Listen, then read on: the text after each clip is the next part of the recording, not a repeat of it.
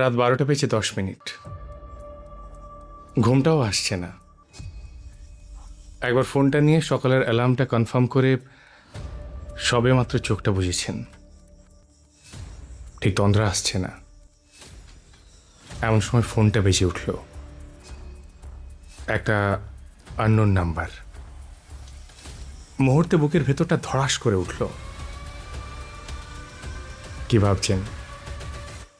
কোনো গল্পের সাসপেন্স ভরা ট্রেলার না, আপনার আমার অনেকের জীবনের একটা রাত।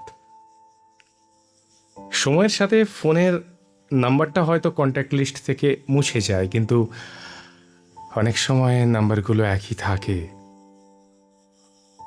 সময়টা বদলে যায়। আর আপনার স্মৃতিতে শেষ 4টা ডিজিট ভুল করে হলেও থেকে যায়।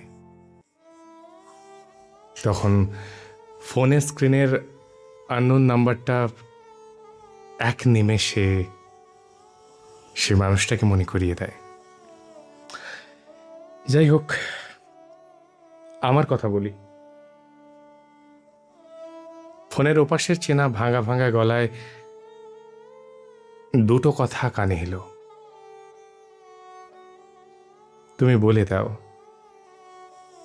এবার আমি কি করব? একটা জেদি, ইমোশনালি স্ট্রং এমন একটা মানুষ আজ এতদিন পর আর তাকে এত অসহায় শোনাচ্ছে। আমার কাছে আজও এই প্রশ্নের উত্তরটা নেই। আমি কি করব এবার, বলতে পারো? যে মানুষটা জীবন থেকে চলে গেল এক সময়, আর আজ এভাবে, আমার মনে হয় আপনি যতই সামনের মানুষটার উপর রাগ, অভিমান, ঘৃণা, ভুলে যাওয়া যাই পুষে রাখুন না কেন, ওই সময় সেগুলো ব্যক্ত হবে না আপনার থেকে। মানুষ বোধহয় যখন জীবনে থাকে না, তখন মনে মনে হাজার রাগ, অভিমান জমতে থাকে। প্রিয় মানুষের শূন্যস্থান বোধহয় মানুষ সেভাবেই ভরিয়ে রাখে। যতই বলি ভালোবাসলে দূর থেকেও মানুষটার হাসি দেখে ভালো থাকা যায়, আসলেই যায় না। কারণ কারণ আমরা মানুষটার ওই হাসি খুশি, ওই ব্যাপারটা আমাদের সাথেই চাই, দূর থেকে নয়। দূর থেকে ভালো থাকতে দেখলে হয়তো আর কিছু না, তবে অনেকেই আমরা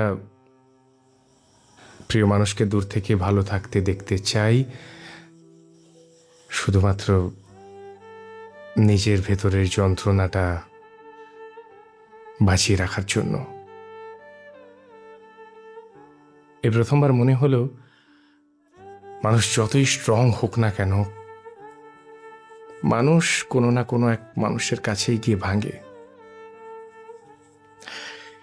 তারপরের গল্পটা যাই হোক, থাক সে কথা। তবে চলে যাবার পর আর পিছন ফিরে আমি তাকাতে পারিনি। একদিন যে মানুষটা জীবনের সংজ্ঞা হয়ে উঠেছিল, আজ সেই মানুষটা গল্পে কিংবা কবিতায় ঠাঁই পায়। আর একদিন ধীরে ধীরে সেখান থেকেও বিলীন হয়। কলমের কালিতে বা মনের ডায়েরিতে আর মানায় না। তবে তবে জীবনের উপলব্ধি এটাও বলে, যে মানুষটা আপনাকে সবচেয়ে বেশি ভালো রাখতে পারে, তার অনুপস্থিতি জীবনটাকে দ্বিগুণ তছনছ করে দেয়। তুমি জীবন থেকে চলে যাবার পর থেকেই আজও আমি আমি প্রতিদিন মনে মনে বলি, তুমি বলতে পারো এবার আমি কি করব, কি নিয়ে ভালো থাকব? তারপরও জীবন ঠিক চলে যাচ্ছে।